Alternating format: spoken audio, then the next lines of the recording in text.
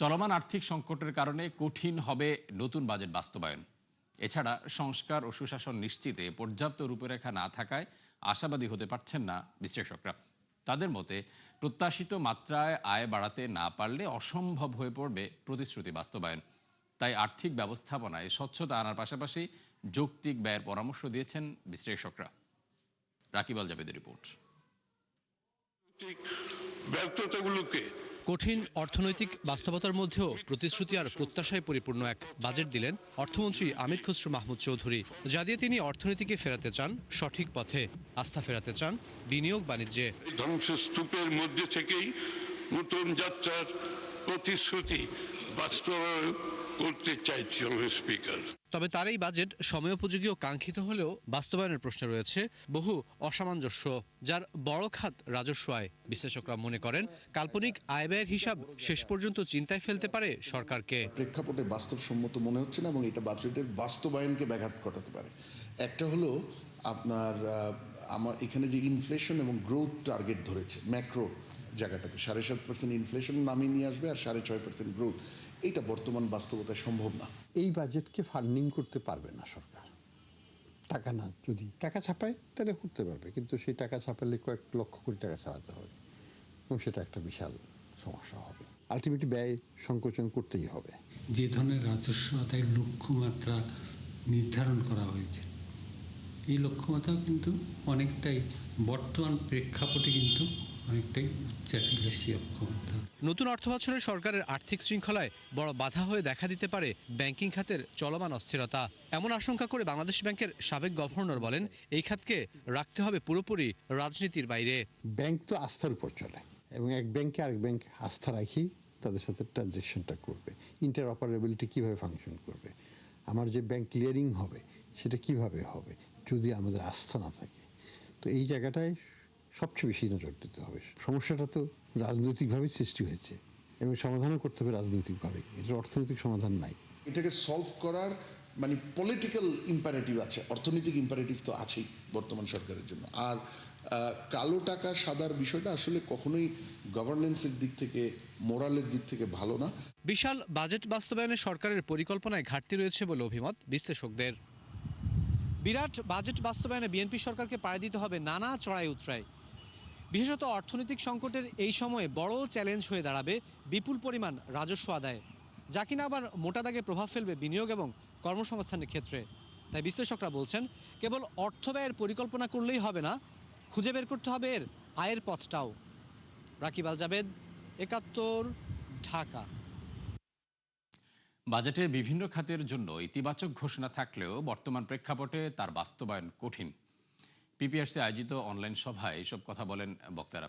এই সময় এনবিআর এর সাবেক চেয়ারম্যান আব্দুল মজিদ বলেন, অর্থনীতির উন্নতি না হলে কঠিন হবে ৬,৯৫,০০০ কোটি টাকার রাজস্ব আদায়। এ সময় বাজেটে ব্যবসা সহজ করতে সরকারের সদিচ্ছার কথা উল্লেখ করে বিকেএম এর সাবেক সভাপতি ফজলুল হক বলেন, সার্বিক পরিবেশের উন্নয়ন না হলে প্রতিফলিত হবে না সরকারের আকাঙ্ক্ষা। সভায় কৃষি ও জেন্ডার বাজেটের ইতিবাচক দিকগুলো তুলে ধরেন বক্তারা। বলেন, বরাদ্দ বাড়লেও সঠিক জায়গায় অর্থ খরচ হবে কিনা তা নিয়ে সন্দেহ রয়ে গেছে। মার্কিন ইরান চুক্তি সইয়ের পর বিশ্ববাজারে নিম্নমুখী তেলের দাম। সবশেষ তথ্য অনুযায়ী প্রতি ব্যারেল অপরিশোধিত জ্বালানির দাম নেমেছে $80। তথ্য বলছে, গেল ২৮ ফেব্রুয়ারি যুদ্ধ শুরুর আগে $70 ঘরে ছিল তেলের দাম, কিন্তু মধ্যপ্রাচ্য উত্তেজনা বাড়ার পর তা উঠে যায় 4 বছরের সর্বোচ্চ $118। এরপর গেল 3 মাস ধরে অস্থির বৈশ্বিক তেলের বাজার। সবশেষ সপ্তাহে মার্কিন ইরান সম্ভাব্য চুক্তির আলোচনা ঘিরে কমতে থাকে দাম, নেমে আসে $80 নিচে। তবে বিশ্লেষকরা বলছেন, চুক্তির মাধ্যমে হরমুজ সচল হলেও বিশ্ববাজার পরিস্থিতি পুরোপুরি স্বাভাবিক হতে সময় লাগবে প্রায় 1 বছর।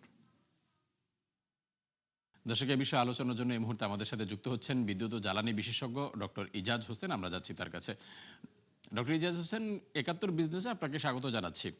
আপনার কাছ থেকে প্রথমে জানতে চাইবো যে আসলে বিশ্ববাজারে তো আমরা দেখলাম যে $80 তেলের দাম নেমে এলো। এই যে নিম্নমুখী তেলের দাম, এটি স্থায়ী হওয়ার সম্ভাবনা কতখানি?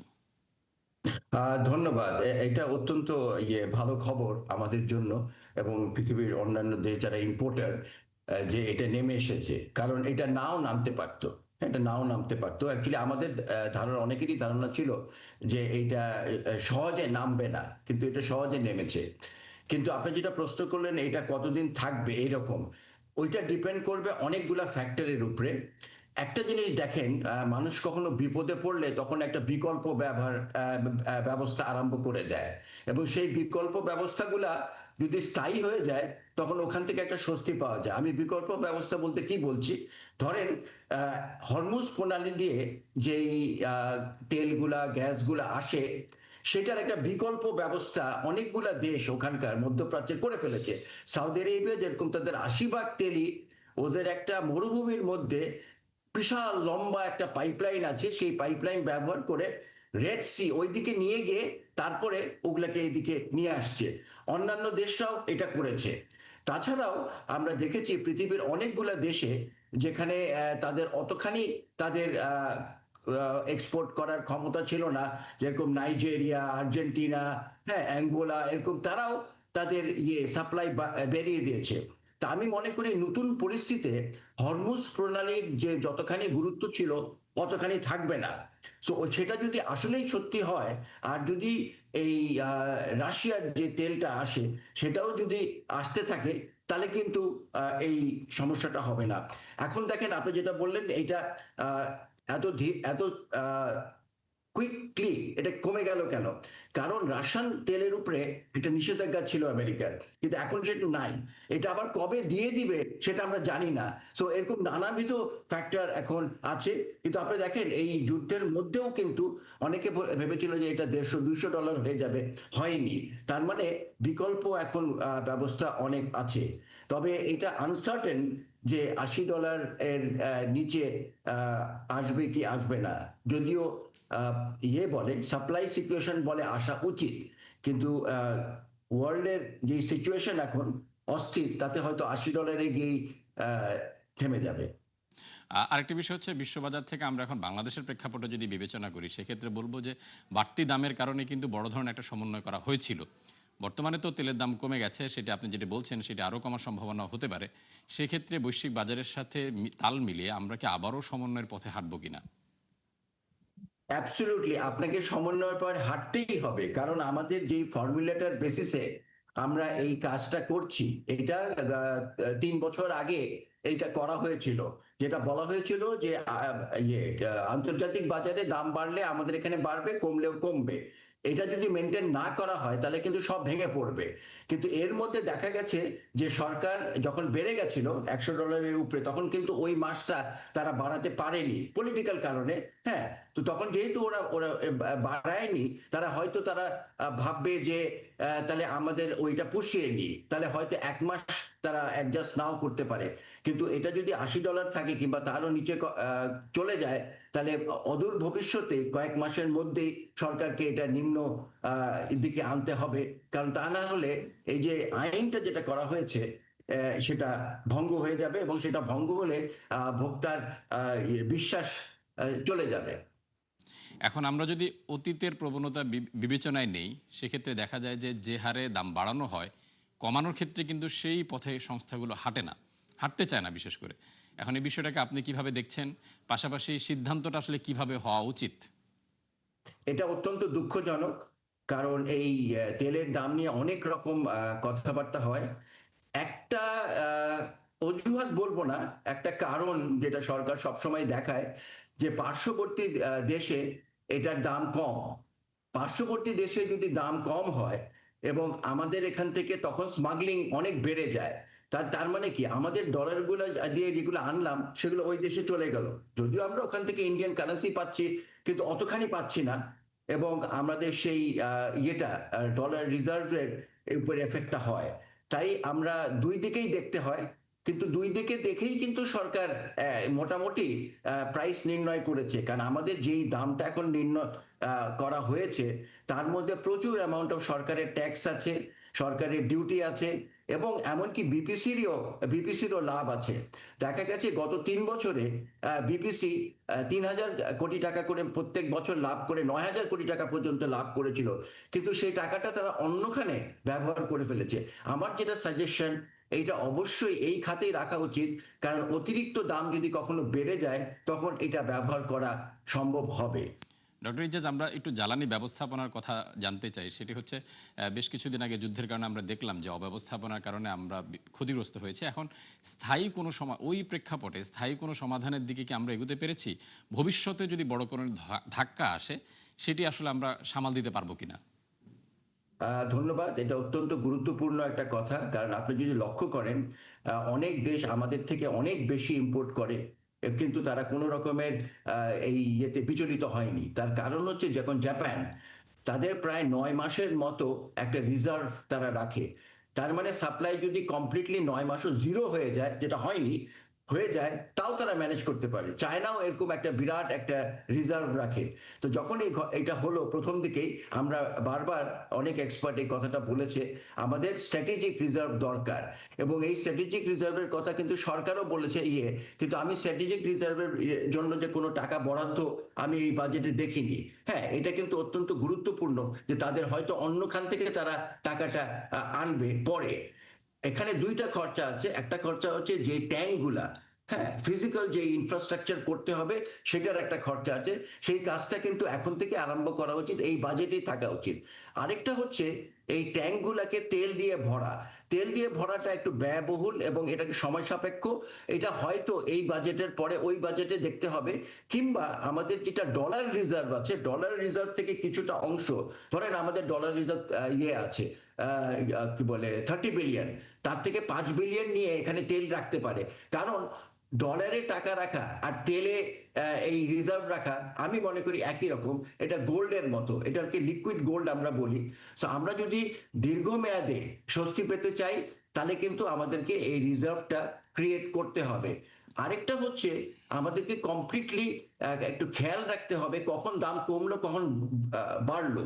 কারণ এই রিজার্ভটাকে যখন ভরি, এই ট্যাঙ্কগুলোকে যখন ভরবো, যখন যে আপনি দেখে বলেছিলেন যে $60 নেমে এসেছিল, যখন $60 নেমে আসে তখনই আমি এটা ভরে ফেলবো, এবং যখন 80-90-তে চলে যাবে তখন ব্যবহার করব, আবার যখন $60 আসবে আবার এটা ভরবো। তো এরকম ধরনের একটা আমরা যদি ইয়েতে যেতে পারি, তাহলে আমি মনে করি এই জিনিসটা যতখানি আমাদেরকে এইবার এফেক্ট করেছে, এটা কিন্তু আমাদেরকে ইউক্রেন রাশিয়া ওয়ার যখন হয়েছিল তখনও এফেক্ট করেছিল। তখনও আমরা এইসব কথাগুলো বলেছিলাম, কিন্তু কিছু করা হয়নি। আশা করছি এইবার এবং এখন থেকে আরম্ভ করে সরকার এই ব্যাপারে কিছু করবে। ডক্টর ইজাজ হোসেন, আপনাকে অসংখ্য ধন্যবাদ একাত্তর বিজনেসকে সময় দেওয়ার জন্য। দর্শক, নিম্নমুখী জ্বালানির দামের বিষয়গুলো নিয়ে কথা বলছিলেন জ্বালানি বিশেষজ্ঞ ডক্টর ইজাজ হোসেন। আমরা যাচ্ছি পরবর্তী প্রসঙ্গে। প্রস্তাবিত বাজেট নিয়ে সেমিনার আয়োজন করে বস্ত্রকল মালিকদের সংগঠন বিটিএমইএ। আমরা এই মুহূর্তে সরাসরি চলে যাচ্ছি সেখানে। The Indian export of Indian yarn is the Bangladesh market. So এই ধারার ট্রেন্ড যদি অব্যাহত থাকে, তাহলে আমাদের স্থানীয় যে মূল্য সংযোজন, বৈদেশিক মুদ্রার যে রিটেনশন অথবা লিড টাইমের যে কথা আমরা বলছি, এটা কি আসলে আমাদের হুমকির সম্মুখীন হচ্ছে না? এবং এটার কারণেই যে স্পিনিং মিলগুলো অব্যাহতভাবে লস করে যাচ্ছে, আমরা যে বলে আসছে যে আমাদের সহায়তা দরকার, আসলে আমাদের সহায়তা দরকার না। আমরা চাই আমাদের প্রতিযোগী দেশগুলো ওদের টেক্সটাইল পলিসির আন্ডারে যে সকল সাপোর্টিভ স্ট্র্যাটেজিক্যাল ওরা যে সাপোর্টগুলো পায়, আমরা সেটার সাথে অ্যালাইন চাই। আমি চাই আমাদের দেশের নীতি নির্ধারকরা যদি আমাদের পার্শ্ববর্তী দেশগুলোর সহায়তাগুলো, প্যাকেজগুলো একটু স্টাডি করেন, তাহলে ওনারা বুঝতে পাবেন যে what is the apple to apple comparison. এখানে everything is actually in black and white, সবে এখানে প্রকাশিত সত্য। দর্শক, প্রস্তাবিত বাজেট নিয়ে বিটিএম এর সেমিনার চলছে, আমরা ছিলাম সেখানে। যাচ্ছি পরবর্তী প্রসঙ্গে। দেশের বাজারে আবারও কমলো স্বর্ণের দাম। ভরিতে 2200 টাকা কমে 22 ক্যারেটের প্রতি ভরির নতুন দাম 2,26,903 টাকা। বাংলাদেশ জুয়েলার্স সমিতি বাজুস এই তথ্য জানায়। বলা হয়, বাজারে তেজাবি স্বর্ণের দাম কমায় এ সমন্বয় করা হয়েছে। নতুন মূল্য অনুযায়ী 21 ক্যারেটের স্বর্ণের দাম 2,16,193 টাকা। এছাড়া সনাতন পদ্ধতির 1 ভরি রূপার দাম 3,200 টাকা নির্ধারণ করে দেয় বাজুস। দুর্গম পাহাড়ি পথে জীবনের ঝুঁকি নিয়ে মোটরসাইকেলে করে তেল পাচার করছেন শত শত মানুষ, যারা ইরানের সস্তা তেল পৌঁছে দিচ্ছেন পাকিস্তানে। এমন ঝুঁকিপূর্ণ অবৈধ কাজকে রুটি রুজির একমাত্র মাধ্যম হিসেবে বেছে নিয়েছেন বেলুচিস্তানের অনেক বাসিন্দা। আর এই চোরাচালানের মাধ্যমে প্রতি বছর দেশটিতে ঢুকছে প্রায় $1 বিলিয়ন ইরানি তেল। বিস্তারিত জানাচ্ছেন নাদি ইসলাম তুলি। দিগন্তজোড়া পথের পদে পদে মৃত্যুর পরোয়ানা, একটু অসতর্কতা কিংবা ভুলে যে কোনো মুহূর্তে চলে যেতে পারে জীবন। এমন দুর্গম পাহাড়ি পথ দিয়ে প্রতিদিনই ছুটে চলছে শত শত মোটরসাইকেল, যার এক একটিতে 150 থেকে 200 লিটার জ্বালানি তেল। 900 কিলোমিটারের অরক্ষিত সীমান্ত পাড়ি দিয়ে যাচ্ছে ইরান থেকে পাকিস্তানে। এমন চিত্র উঠে আসে বিবিসির এক অনুসন্ধানী প্রতিবেদনে। সীমান্তরক্ষীদের কড়া পাহারা ভেদ করে জীবনের ঝুঁকি নিয়ে এই চোরাচালানি এখন পাকিস্তানের বেলুচিস্তানের হাজারো মানুষের রুটি রুজির একমাত্র মাধ্যম। তথ্য বলছে, এই অঞ্চলের 1.5 কোটি বাসিন্দার 25 লাখই কোনো না কোনোভাবে এই পেশায় জড়িত, যাদের মধ্যে রয়েছে বিশ্ববিদ্যালয়ের উচ্চশিক্ষিত বেকার যুবকরাও। মূলত বেলুচিস্তানে তীব্র অর্থনৈতিক সংকট ও জ্বালানি তেলের আকাশচুম্বী দাম, বিপরীতে সীমান্তের ওপারের সস্তা তেল অর্থনীতির চাকা সচল রাখছে। ফলে জীবনের ঝুঁকি নিয়ে চোরাচালানে জড়াচ্ছেন অনেকেই, যাকে অপরাধ মানতে নারাজ তারা, বরং বিষয়টিকে দেখছেন বেঁচে থাকার লড়াই হিসেবে। যুদ্ধ শুরুর পর ব্যবসার মারাত্মক ক্ষতি হয়েছে। তেলের দাম বাড়লেও কমে গেছে লাভের পরিমাণ। আগে যেখানে 5,000 রুপি লাভ হতো, এখন তা কমে হচ্ছে 3,000। আমি অসহায়, অন্য কোনো কাজের সুযোগ নেই। আমার একটি পা অচল, আরেকটা হাতেও শক্তি পাই না। সন্তানের মুখে খাবার তুলে দিতে বাধ্য হয়ে ঝুঁকিপূর্ণ এ কাজ করছি। সম্প্রতি নিক্কি এশিয়ার প্রতিবেদনে ফাঁস হওয়া পাকিস্তানের এক গোয়েন্দা নথিতে দেখা যায়, প্রতি বছর অবৈধ পথে পাকিস্তানে ঢুকে প্রায় $1 বিলিয়ন ইরানি জ্বালানি তেল। এতে সরকারি তেল বিক্রি কমেছে 27 বছরের মধ্যে সর্বনিম্নে। ধারণা করা হচ্ছে, বিক্রি কমায় প্রতি মাসে 16 বিলিয়ন রুপির রাজস্ব হারাচ্ছে সরকার। যদিও চোরাচালান বন্ধে কঠোর হওয়ার কথা বলছে প্রশাসন। নিয়মিত অভিযানে গেল বছর প্রায় 1.5 বিলিয়ন রুপির জ্বালানি তেল জব্দ করেছে দেশটির নিরাপত্তা বাহিনী। নাদিয়া ইসলাম তুলি, 71। দর্শক, 71 বিজনেসে এই ছিল এখনকার মতো। সরাসরি সংবাদ অনুষ্ঠান দেখতে চোখ রাখুন 71-এর ফেসবুক পেজে এবং সাবস্ক্রাইব করুন 71-এর ইউটিউব চ্যানেল। থাকুন 71-এর সাথে।